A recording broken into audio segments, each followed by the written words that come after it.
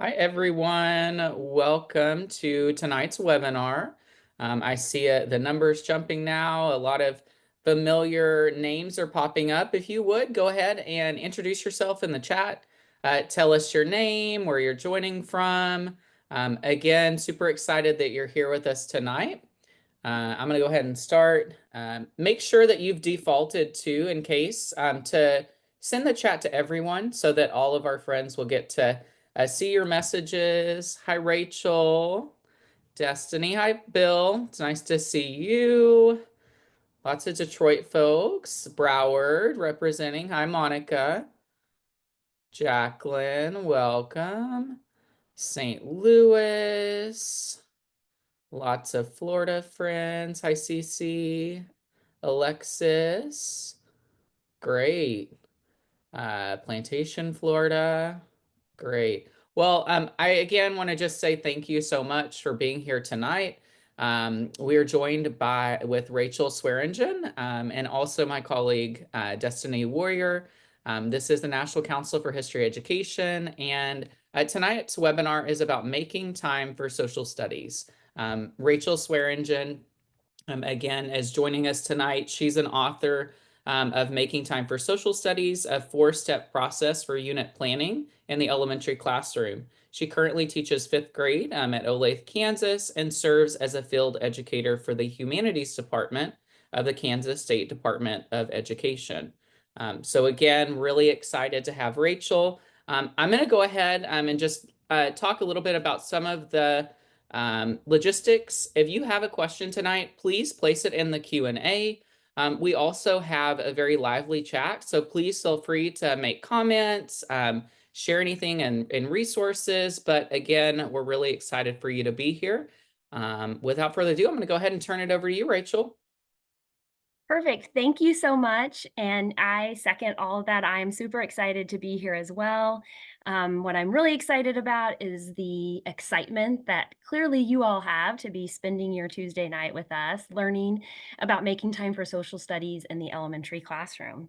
So we're going to get started this evening with a primary source activity to just warm up our social studies brains and get ready to go here tonight. So the strategy that we're going to be using is called the zoom in strategy. And I've taken a photograph and I've covered different parts of the photograph so that just one small part is visible. So what I'd like for you to do, the questions on the screen, what ideas do you have about this photograph? It might be an idea about the the people that are in the photograph, the time period, the objects or the items that you see.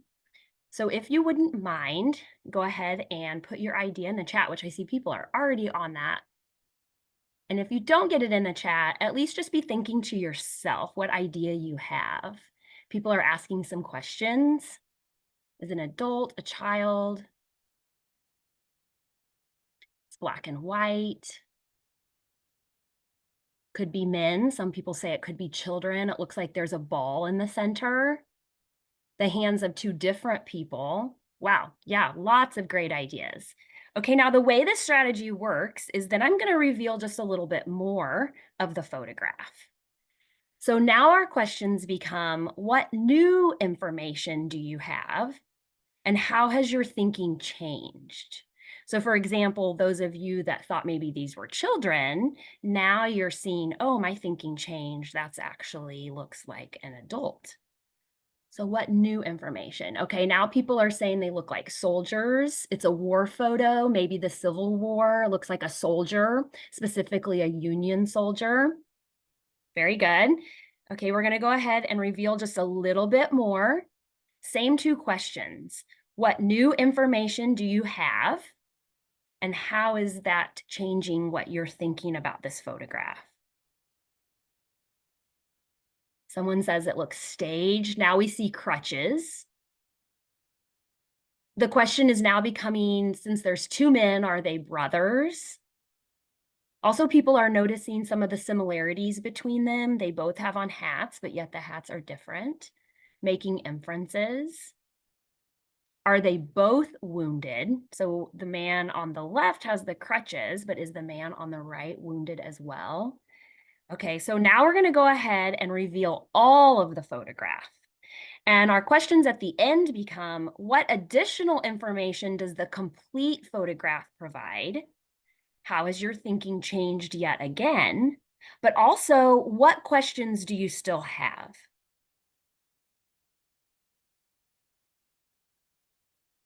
The expressions on their face are different. We now can see the time and the frame that encases the photograph. A question, is this a mom's photograph? Maybe they've both died in the war or since the war. Are they wearing different uniforms because we don't have the color? Are they related in any way? How was he injured? Because it looks like he's missing a leg. And now someone's asking, is that a cannonball on the table? Because you might be thinking, is that the cannonball that caused the injury, the leg amputation? What was the purpose of taking this photograph? Very good. Great questions. So now I'm going to give you a little bit more information, which is the caption that actually goes with this photograph. This is held at the Library of Congress. The caption reads, two unidentified soldiers in Union privates uniforms sitting next to table with cannonball on top. One soldier has an amputated leg and holds crutches. So a lot of the inferences that you were making were correct. You also noticed the time period. So as I said, this particular strategy is called the zoom in strategy. It's great for primary sources. And you might want to use this strategy for several reasons. It inspires curiosity about a historical figure, topic, or event. So you could use it to start a lesson or a unit just to get kids curious.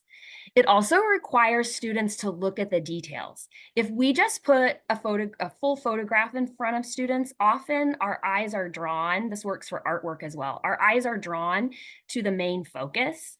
But by just revealing a few details at a time, and I was strategic too about the details that I revealed. There was a purpose because I didn't want to reveal too much at the beginning. I wanted you to ask the questions that you were asking. So this requires them to look at details that often can be overlooked if we just look at it in its entirety. The zoom in strategy also reveals students' thinking using observations, reflections, and questions. And another great reason to use images for these kinds of activities is because everyone can participate. I don't have to be a really strong reader to be able to participate. So that makes it nice for younger kids who are still learning how to read, but also for your older students who are still working on maybe their decoding and their comprehension. You'll also notice throughout the evening that in the lower left-hand corner of the screen, if you own a copy of my book, or even later if you get one, all of the strategies or ideas, most of them are referenced in my book. And so I've included page numbers if you want to mark to go back and look at it as a reminder where you can get more information. So I picked that photograph specifically tonight because our topic that we're going to be studying is the Civil War, and we're even going to dive into a smaller topic under the Civil War. So I thought that was a great photograph to get you thinking, because we're also going to be looking at two nurses from the Civil War. And so that was a connected photograph that definitely gets people curious about what's going on. Here's our agenda for this evening. Number one, we're going to answer the question, why teach social studies in the elementary classroom? We're going to learn how to plan effective elementary social studies units using the 4-step process that I use in my classroom every day from my book, Making Time for Social Studies. We're also going to learn how to teach your students to answer a compelling question using evidence from primary and secondary sources. And as a bonus, you're also going to gain some knowledge about and hopefully find some new sources that you can use related to the Civil War. So that first question is, why should we teach social studies in the elementary classroom?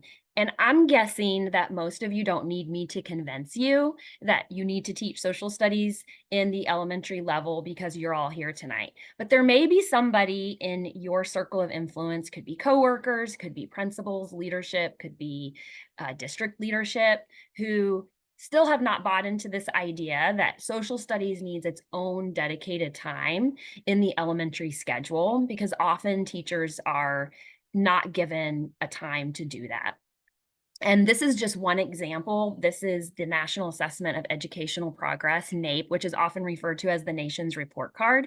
This is from a couple of years ago, but even recent trends continue to spiral downward, that those percentages of our 8th graders who reach the proficient mark or above in history or civics just keeps declining. There's also another study that was done by Tyner and Kabarek that showed that maybe the reason why our students are doing so poorly is because 39% of our instructional time in elementary school is spent on ELA, and only about 10% is spent on science and social studies. So if we're not teaching civics, government, history, economics, clearly our students can't learn that. So research is great. It can tell us great information, such as we're not meeting our goal of student success in social studies education. But research doesn't tell us how to change our practice. And that's what we're here tonight for. So this is the solution that I came up with. I actually wrote this book because I went looking for more elementary social studies, just professional development and informational reading, and there's very little out there. Most social studies books for teachers span K-12.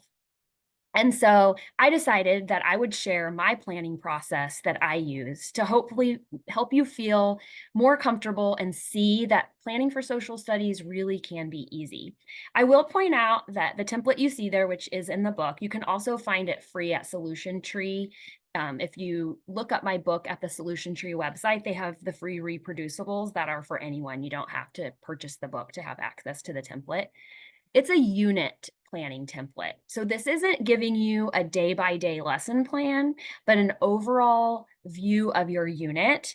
And then we'll talk a little bit at the end. And my book also touches on how do you take your unit and turn it into daily lesson plans.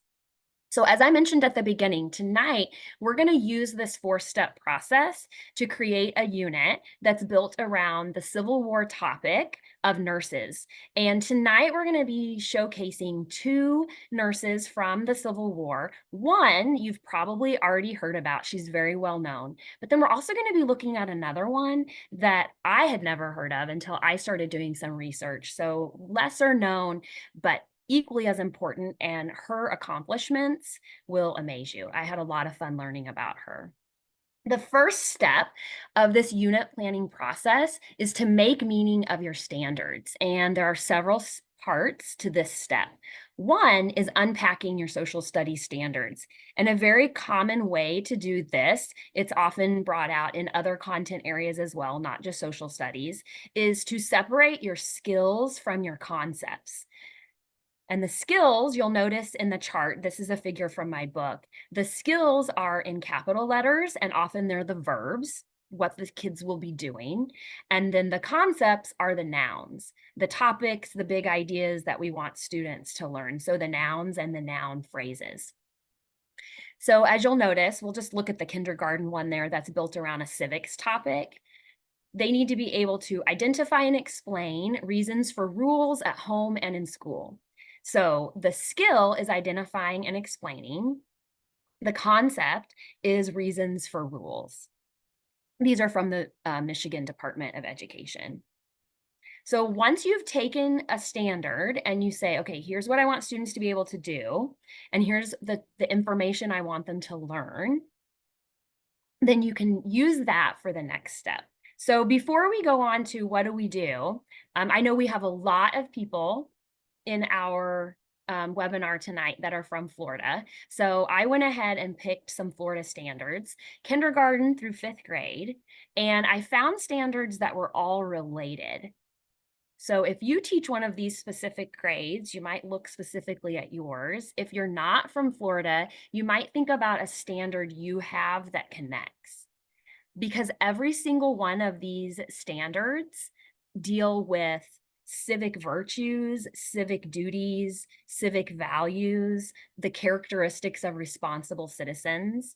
For example, in my home state of Kansas, we have the same standards K-12, and one of our standards is that individuals have rights and responsibilities. So that's the standard that I have in mind as I'm planning this unit. So hopefully one of these or one of yours is coming to mind. So this idea of civic virtues and values, that's what we're going to think about. So once you've unpacked your standard, the next, and this is what makes unpacking social studies standards just a little bit different than other content areas, because we're trying to prepare students for civic responsibility to become a member of our society, a contributing member of our society.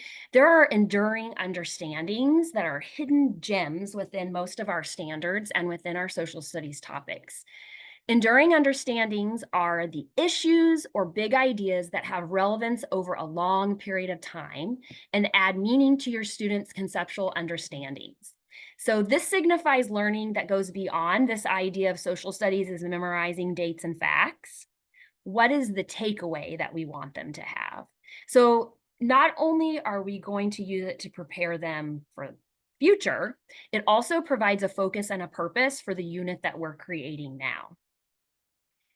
So in my book, and you can find lists like this particular one is from the National Council for the Social Studies, but there are others, and they usually refer to them as themes, but you'll notice that their 10 themes also have key ideas, what we could call these enduring understandings that go along with them. Since we chose a standard tonight that deals with civic values, I thought this particular enduring understanding matched well. It's this idea that understanding civic ideals and practices is critical to citizenship. So think back to that standard that you chose either on the previous screen or the one that you're thinking about from your state standards. And if it had something to do with civic virtues or values, now we want to say, why do we teach that? Because it's critical to citizenship. And then we're going to take that enduring understanding and we're going to use it to write a compelling question. Compelling questions are also unique to social studies, and they're important because they provide a hook at the beginning of your unit. The way we frame the question is going to pull students in because it's going to be relevant to them. It's also going to guide the lesson throughout the unit. So it's at the beginning, it's on the inside of the unit as students look for as evidence to answer it. So the sources that we pick, the primary sources that we analyze, the secondary sources that we read, the purpose is to find evidence to answer this question. And then it's important at the end of the unit because we will answer that question at the end of the unit. So we use it all throughout. So compelling questions are clearly important. The next question is, what is a compelling question? Because you're probably more familiar with essential questions, and they're just a little bit different because compelling questions are specific to the disciplines of social studies. Compelling questions have to be open-ended. There cannot be a single right or wrong answer. There has to be multiple ways that we could respond. It reflects on that enduring issue, concern, or debate in social studies, and it draws on multiple disciplines. So it may not just relate to history, it may relate to geography or civics. It's going to be multidisciplinary, and it's student-friendly. There's something about it that connects to the student. In other words, it addresses problems found in and across the academic disciplines that make up social studies. So let's look at some examples of compelling questions. This is also another table from my book that has different grades and then topics. So the topics are usually those different disciplines. And what's a possible question that might relate well for that grade? And oftentimes these compelling questions are multi-grade. Are all rules good rules? That's a good kindergarten compelling question, but really I'm thinking that would be a great 5th grade American Revolution question as well. So just because it's matched to a grade doesn't mean that it only lives in that grade. So we're building a unit tonight around those standards that were related to civic virtues. So we're going to center our work around this word, being civic-minded. And our shared definition for the evening will be that being civic-minded means doing things to help your community and the people in it. So one question you could ask as a compelling question is, how can I be civic-minded? So there's that student-friendly piece because we're drawing kids in. Or how can being civic-minded help me be a good citizen? When I wrote these, I kind of had K1, 2 in mind for the how can I be civic minded, and the upper grades for taking that beyond just you. How can you be civic minded? But how does it help you be a good citizen? So how is it affecting those around you? But really, these could be used K5. Notice that we're building a unit around the Civil War, but I didn't ask a Civil War question. I really matched it to the standards that we chose that are dealing with civic virtues. So keep these compelling questions in mind as we move into the later steps. The second step of the unit, so you have your standard, you've found the enduring understanding, you've written your compelling question. The next step then, backwards design, is creating the assessment. What do you want students to be able to do at the end? And in my state of Kansas, our fourth graders, and we have middle school and high school as well, that take a Kansas State social studies assessment, but it's not a traditional multiple choice. It's actually a CER framework project that we call CBA. It's a classroom-based assessment. Students work on it for multiple weeks. They can take it multiple times throughout the year. But it's built around CER, the Claim Evidence Reasoning Framework, which you may be familiar with because this is a framework that's used in ELA. It's also used in science. But what makes it different in social studies is that the evidence that we're finding to support our claim comes from primary and secondary sources. So we get that primary work in there. Claims are arguable. Remember, we said that the answer to our compelling question is open-ended. There's more than one right answer. So my response to the compelling question is my claim, and I could have a different claim than the person sitting next to me. What's not arguable is the facts that we use from our sources to support our claim. Our evidence comes from the sources, it's facts. And then we connect our evidence to our claim with reasoning. We explain why this piece of evidence from this source is proving that my claim is correct. Here's an example. I usually start in fifth grade with written claim evidence reasoning, and very simple, just kind of three parts: their claim, their evidence, and their reasoning. And I have them do it with this color coding like you're seeing, so we can make sure that we get all three parts. This particular example comes from a unit that's in the book that's about Veterans Day. And the compelling question that guides the unit is, what is a hero? What's a hero? And students learned specifically about the Vietnam Veteran Memorial and Veterans Day. So a student might answer that. What's a hero? A hero is someone who makes sacrifices to help others. A veteran is a hero because sometimes they lose their life protecting our freedoms. That's the answer to the compelling question. And it's arguable because I'm saying a hero is someone who makes sacrifices, but somebody else might say a hero has a different characteristic. And the evidence that I would use to support my claim is after looking at a photograph of the Vietnam Veterans Day ceremony, and it shows people bringing flowers and putting them next to their family members that have died. That photograph, because the people are honoring the veterans, shows that they made a sacrifice to help others. There's my evidence. And then I need to explain the connection. That's my reasoning.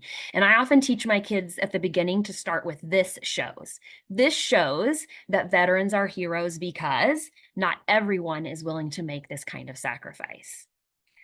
But written claims are not the only type of claim evidence reasoning that there are. There are so many different products that you can use. This is just a small list that I have in my book, especially at the K1, 2 level. Doing a drawing. Maybe they're just going to draw a picture, and then together as a class, you could make a caption to to explain. So what's a hero? A hero is a soldier. That might be as far as you get, is just making the claim, and that's what they draw. And then they could draw something they remember from one of the sources that you looked at. You can also use, I've seen people use like Play-Doh or clay to make maybe they use it to make a soldier, or they use it to make whatever it is that they've been learning about, and then they can just orally explain. Here's a few other examples from my own students. These are infographics. You'll notice the one on the left is another Veterans Day inquiry that I've done. That one has been pre-printed for them, and they're just filling in the boxes. And usually after we do that just one time, they're creative and independent enough that then they can just create their own on a future inquiry that we've done where we're answering that compelling question. Another fun one is a storyboard. So if you're using a historical figure like we are tonight, and you want to tell their story or an event, this one happens to be around the Boston Tea Party. We asked the question, was the Boston Tea Party vandalism or activism? And so they draw the events, but certain boxes in their storyboard, one has to make their claim, and the other has to be evidence from the sources that we've looked at. And then I usually let them just explain it orally. This is another one, making a historical marker or recognizing an event or a person in some way. And so they have to make their claim with the evidence from their sources in their historical marker as well. There's another really important piece to the assessment of social studies beyond this making claims. I also think it's really important, and the National Council for the Social Studies uses this in their inquiry model as well, that students are doing social studies as well, that there's some sort of civic action that you pair so that they're seeing that there are real acts of citizenship that citizens do. And there are several quotes that I have here from authors that I quoted in my book, talking about how important it is that if we want students to eventually be civically engaged, we need to do more than just talk about it. We need to let them do that.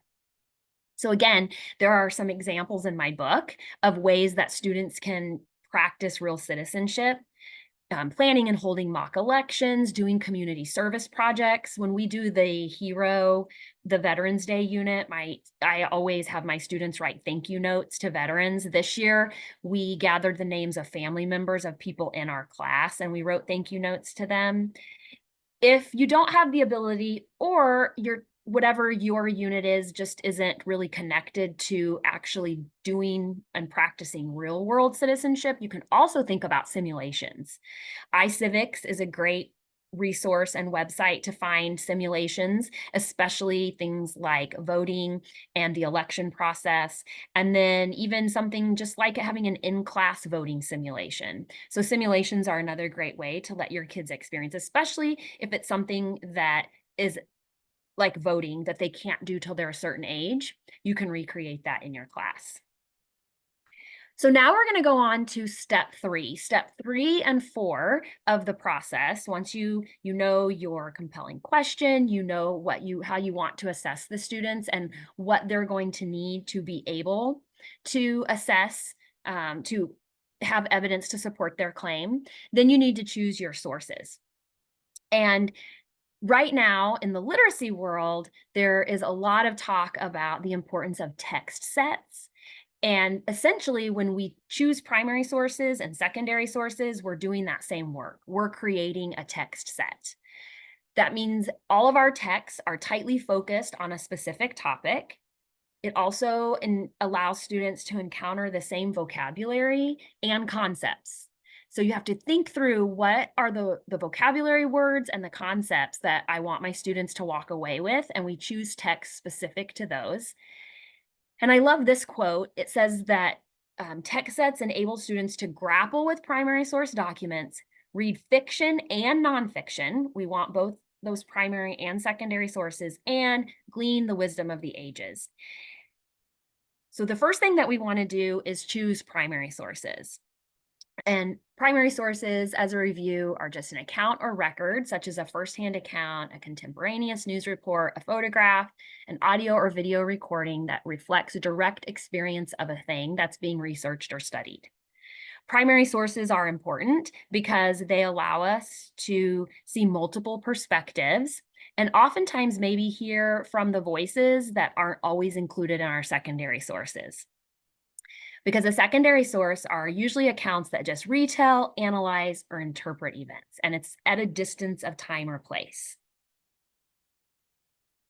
And these are some additional reasons why using primary sources are so important. If you have artifacts, documents, photographs from the past, it kind of brings the students into that time period. Often it can help them build an emotional connection with history. It provides an opportunity to see those opposing or just multiple perspectives.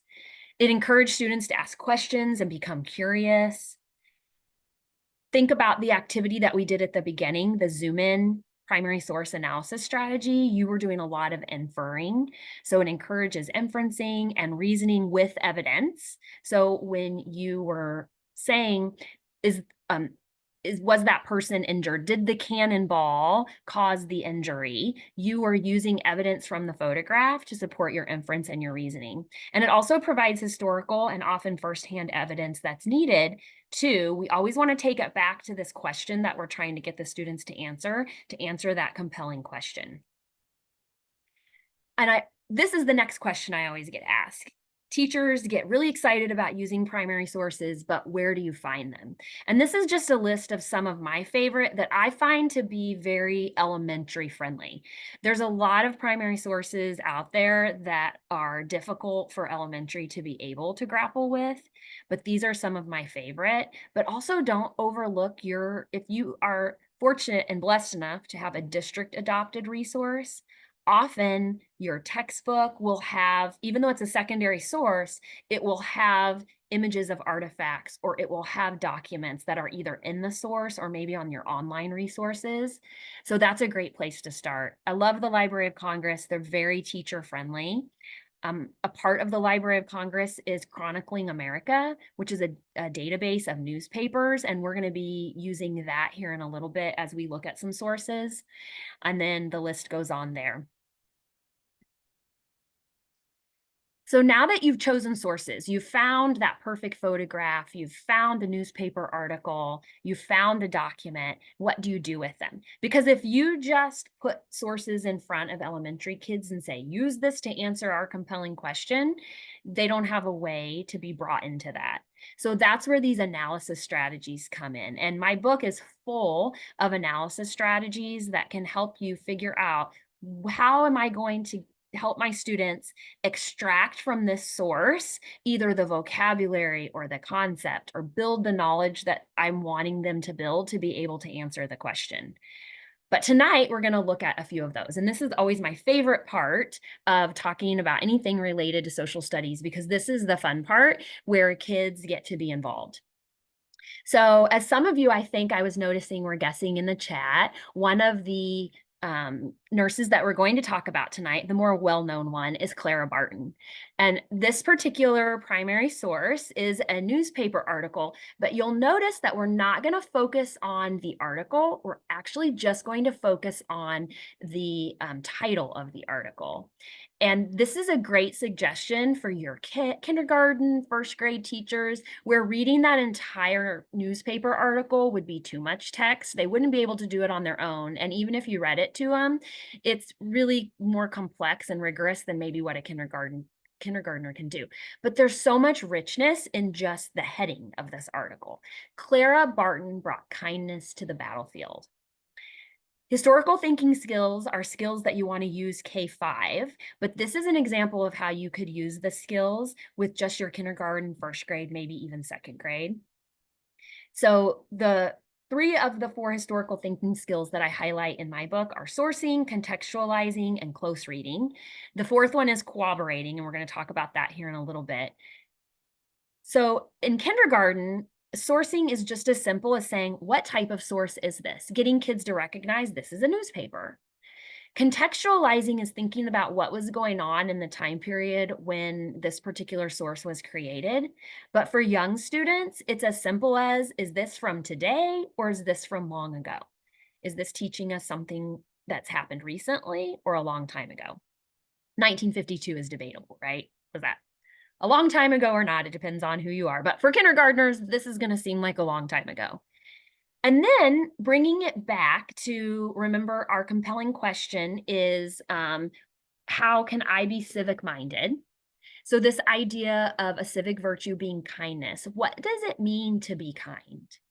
And if I tell my students that Clara Barton was a nurse during a war, how would a nurse bring kindness to a battlefield? And so it's getting the students to start thinking about our compelling question in the context of this one person. This is another newspaper article that is from Chronicling America, that newspaper database.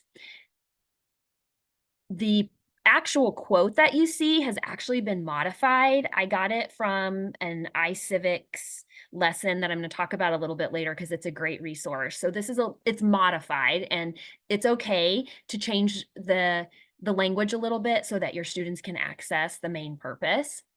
But this particular article showcased a doctor who was on the battlefield with Clara Barton and then wrote the following, this modified version of his experience. And you'll notice that it ends with, I think she was the angel of the battlefield, because she's taking care of the soldiers who were hurt. She's bringing them supplies. And remember, again, we're always taking this back to that compelling question and thinking about civic mindedness. So with second and third graders, when you use a printed document like this, a text, then you can use an annotation strategy, and you can keep it very simple. I just picked 2 annotations, question marks next to words that are confusing as they read it, and then an exclamation mark next to words that seem important. And then you can use that to build on a class conversation and then talk about, what do those words mean? Why did you choose them as important? And then how does this help us begin to answer our compelling question? And then this is another newspaper article, again, from Chronicling America. This particular one is actually a letter that they reprinted that Clara Barton had written. And so the strategy I like to use with my 5th graders and also with 4th graders is the word phrase sentence strategy, where you read the source. Students individually choose one word that seems important, a phrase that seems powerful, a sentence that captures the main idea of the text, and then they all get to share. And you can even make them pare it down. Okay, your group has to come up with just 2 words or 2 important sentences, and then you can share all those out. And I usually list them on the board from each group, and then we can use those to help us kind of summarize and then think about the significance of that particular source. And again, connecting it back, how is this evidence to help us answer our compelling question? This is another source I found that's actually a photograph of Clara Barton. This particular strategy works K5, and it's called strike a pose. And you just have students try to pose like the person in the photograph. They try to think, what's this person feeling? What are they thinking about? What's it like to live during this time period? How are they feeling? Because really the purpose of this strategy is to get your students kind of in the mind of that time period, that person. It's a fun strategy to do at the beginning of a unit and then come back to it at the end so that your students can think about, what do I know now about what this person would be thinking? And then use evidence from the sources that you've studied. So this is a fun one to do with photographs, and specifically portraits. It's usually nice if there's just one person in the photograph. Okay, the next person that we're going to be learning about, another nurse, and I actually think I saw some people in the chat who had guessed this one. So I'm impressed that you knew who this person was, because I just recently learned about her. But her name is Susie King Taylor, and a lot of what we know about her is from this memoir that she wrote about herself later after the Civil War. She actually talks about her life before, during, and after the Civil War. But what I've done is gone through and just picked some different quotes from the book. And imagine if this was in a classroom, the strategy I've chosen is a gallery walk. So imagine that all of these quotes that we're going to quickly look at are posted around your room. And then you could have students in small groups or in pairs walk around together, reading the different quotes from her book and thinking about what claims can we make about the person that wrote this. So I haven't revealed any information other than that she was a Civil War nurse, which is what I would do with my students, because I want them kind of through this inquiry process discover what are some inferences that we can make about the kind of person that she was, knowing that our unit is built around this idea of civic mindedness. What do you notice her doing to help the people in her community and to make her community better? So for the sake of time, I'm just going to kind of quickly go through each of these very quickly. But this particular one talks about her being enrolled as a laundress, which was technically what her title was, which would be a woman who followed the soldiers around doing their laundry for them. But you'll notice as we look at more quotes that she actually did more than just the laundry.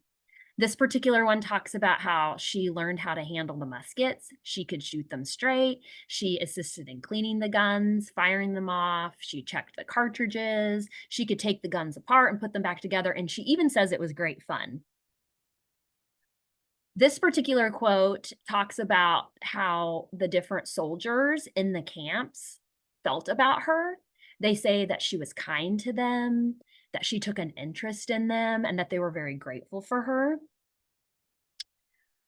This quote also talks about how she taught a lot of the soldiers that she was working with how to read and write when they were off duty, and they were happy for her efforts and appreciative of her efforts to help them learn to read and write. I love this one because it connects our two nurses together. She talks about a time when she met Clara Barton and how Miss Barton was very cordial and she was honored for her devotion and care of those men. And I'm wondering if you're picking up on the fact that what's unique about this particular nurse is that she was African American. And so some of those comments that she's making, that Clara Barton treated her soldiers a certain way and that she was teaching them how to read and write. And I just love that. I loved reading about her story. She's actually since then been identified as the first African American Army nurse. She's been given that recognition since then, but at the time, she really was just identified as a laundress for the Civil War. But the strategy that I picked for this particular portrait, which again, you could use the strike a pose, but I also love the see, think, wonder, because whether you use it before or after all the quotes from her memoir, there's so many things to think about. And for your kindergarten students, you might just look at this photograph and you could compare it to the one of Clara Barton and thinking about they both did the same types of things and how were they showing kindness and how were they helping the soldiers and portraying their civic mindedness. And this also comes from the Library of Congress. The cover of her book that was on every slide is also from the Library of Congress. So the next piece, once you've chosen all these primary sources, then you also want to think about secondary sources. And one of my favorite types of secondary sources to use is picture books. And so on this slide, I've given you some ideas of where you can find secondary sources. There's specific ideas related to historically based picture books, but then there's also informational articles. So you don't want to forget those. And I'm going to show you one, the textproject.org is a great place to look. And I'll show one of our examples is from there. They have leveled texts on science, social studies, math, ELA topics. It's a great resource. My book breaks down the analysis strategies for secondary sources in the before, during, and after. And you probably already have some before, during, and after reading strategies. The ones that I highlight in my book are the ones that I found work really well with social studies topics. So before reading, we always want to prepare the students to engage with the text. During reading, We're thinking about what can I do to help them extract the information they need that's going to help them have evidence to answer the compelling question. And then the after reading strategies then are how they can reflect and make those connections. So the picture book that I wanted to highlight tonight is the one called To the Front, Clara Barton Braves the Battle of Antietam.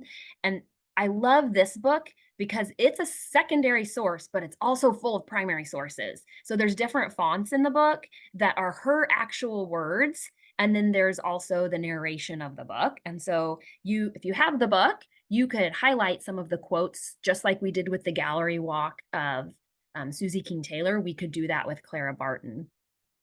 This is just the 4 Ps of social studies pre-reading. You can use one or all of these when getting ready to read a text. And then you'll notice the one at the bottom, the purpose, says, listen as I read to see what matches the sources we looked at and what new information we learn. So if we've looked at some of those primary sources of Clara Barton, we read those news articles, we looked at the photograph, then we can look to see how does the information in the book match it? How does it extend it? Is it the same? And that's that other historical thinking skill that we mentioned earlier, corroborating. As you read the book, I love to text chunk, so break it into parts. And then again, I've given them that thinking job. This is specifically what we're listening for as we read the book today. And then you can either just discuss it, you can make a chart and write it down. Older students can actually write it down on their own for the discussion afterwards. And then at the end, this is another strategy I love to use called inside-outside circle. So you divide your class in half. Half of your students make a circle in the middle facing out, and then the other half of your students stand in front of them so they're face to face. And then you can ask students questions related to the content of the book, but also notice that one of my questions, how is Clara Barton being civic minded? Because we're asking the question, how can I? And so how can we use evidence from her story to help learn how I can be a civic minded person? And then you can just, if you have 3, 4, 5 questions, you can just have one of the circles rotate so that students are getting a chance to talk to different students. You could even have them answer the same question with multiple partners. It's a great way to get your students up and moving and then helping them make connections to the book. This is the article that I was talking about from that textproject.org. And you'll notice this is not an article about Clara Barton. It's not about the Civil War, but it is an article about, it highlights 2 words, civics and also citizens. And so it's helping students just learn, what does it mean to be a citizen? And what does it mean to help my community? And so it's just making that connection to our compelling question and introducing some of those vocabulary words. So once you've gone through the 4 steps, the final part of the process is deciding, how am I going to put it all together? I've planned my sources. I know my assessment. I know my compelling question. So the process that I use is listing all of my sources and then thinking about the purpose. You'll notice that sometimes the purpose is to teach a word like civic mindedness, if that's what we're going to build our unit around. I want my students to know that vocabulary word. Sometimes I'm just building knowledge. I'm giving students the knowledge they need to have the evidence to answer the compelling question. Sometimes you'll notice on the first one, I'm just trying to spark their curiosity. I want them just asking questions and saying, how can we learn more about this purpose or event? And then you'll notice once you list all of your sources and their purposes, then you can go back and sequence. Okay, what order do I need to put these in for my students to be able to build the knowledge to answer the compelling question? And then from there, you build those individual daily lessons, which get to be unique to that's like the art of teaching, is how you take each of these strategies and use it with your students.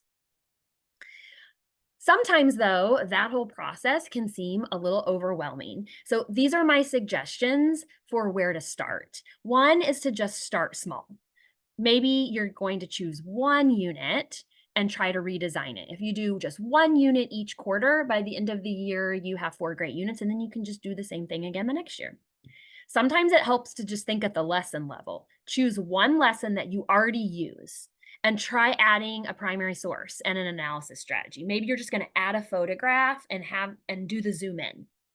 choose another lesson and another primary source. And so you just kind of take baby steps of each of the parts. My favorite way to start doing this work is what we did with the picture book. I love to pair primary sources with picture books. You already have a text, but the primary source just creates a context. You can even ask a compelling question that we're just going to use for this one book and this one primary source.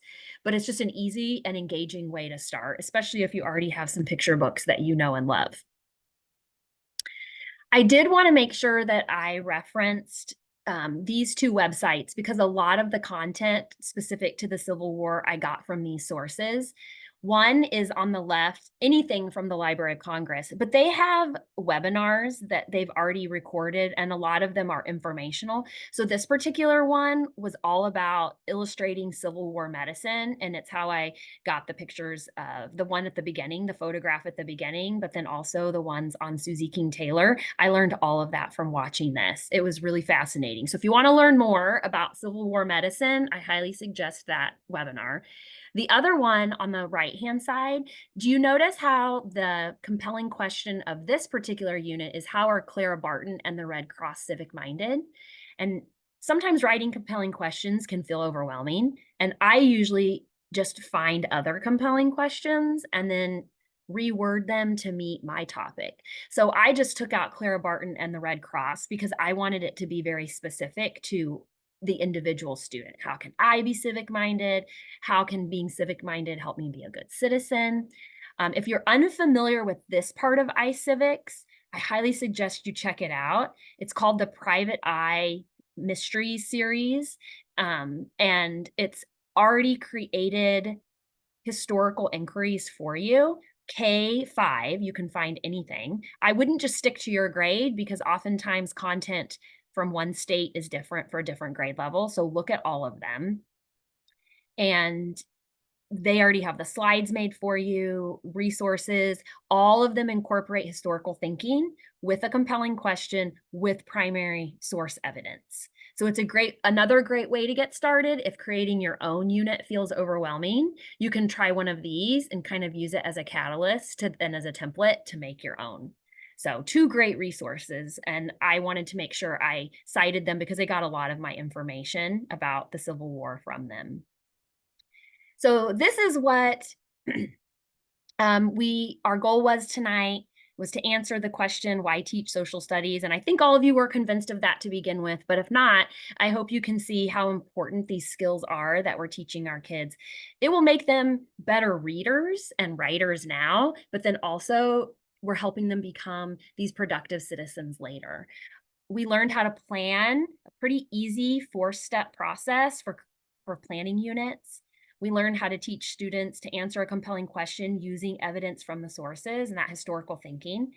And then if you teach the Civil War, hopefully you walked away with some new sources and knowledge that you could use. So I always like to end by asking teachers, what's the one thing that you heard tonight that you would love to use tomorrow or next week? Something that you just feel really excited about and comfortable with that you could take with you, whether it was a source, whether it was a strategy, whether it was just an idea. So if you don't mind, maybe just putting your idea quickly in the chat. I just like to read through those to see what it is that people connect to the most. And with that, I will turn it back over to Dalton and Destiny.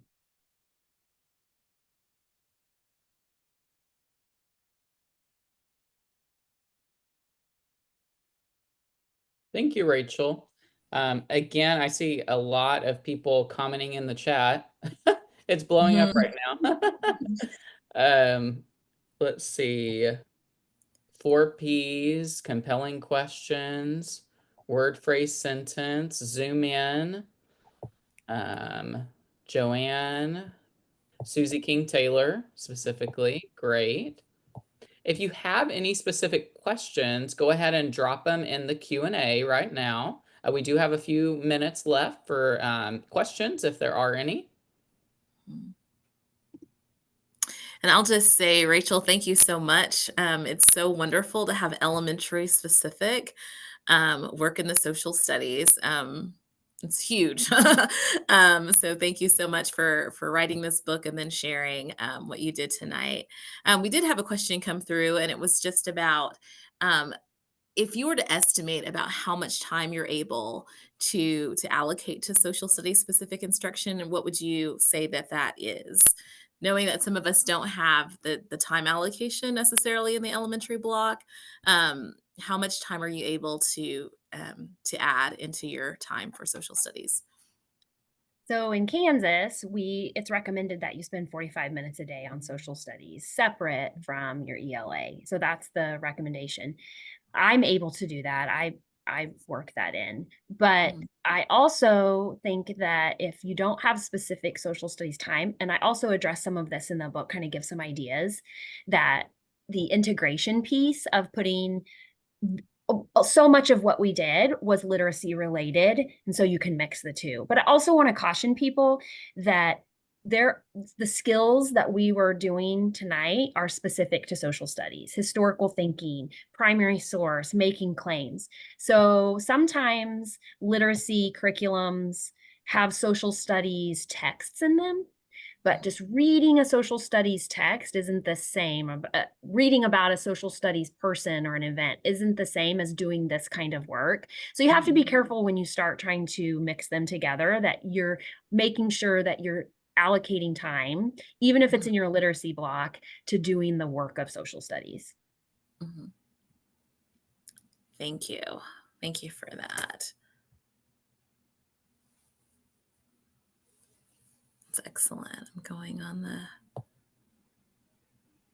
While everybody is thinking of any additional questions, I do want to let everyone know that we will be getting a survey as you exit the webinar tonight. So please make sure you fill that out for us. And also, we have another webinar happening tomorrow here at Mhm, NCHE. If you haven't already registered, make sure you register. I just put it in the chat. It's mhm. AI in social studies education, ethics, integration, and impact.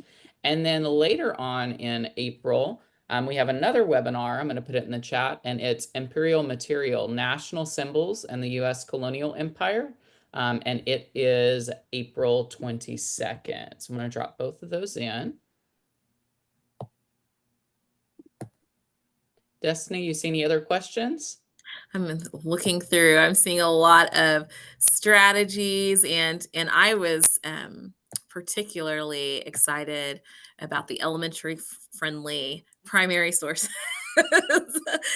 So thank you for sharing that. I'm looking through. Strike a pose seems to be very, very, very popular as well as a strategy. I will say, Rachel, I am curious.